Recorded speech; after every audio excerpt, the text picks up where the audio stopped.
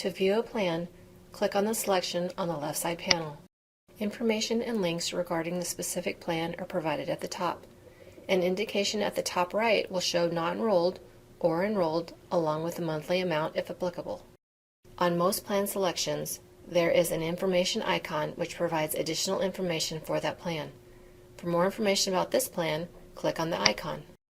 You can review the information as well as click on the links, which will open in a new browser window.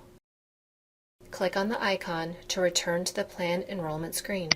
Scroll down the page to view the plan details and the dependent information.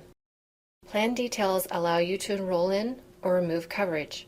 You can manage dependents by adding a new dependent as well as add or remove them from a plan.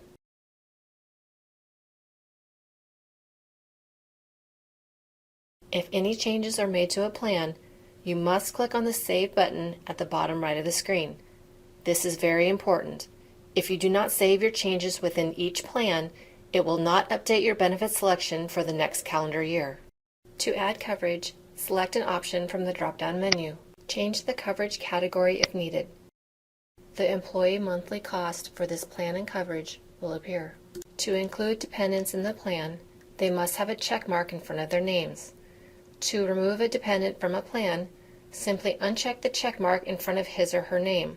The dependent will not be removed from the list on the screen, but he or she will be removed from the plan. Click on the Save button at the bottom right of the screen. A success message will appear indicating your changes have been saved. Click on Close. It is now shown that you are enrolled in the plan from both the left side panel as well as within the plan page. You can remove coverage from any plan. To remove coverage, click on the Plan Option drop-down menu and select No Coverage. Click on the Save button at the bottom right of the screen. A success message will appear indicating your changes have been saved.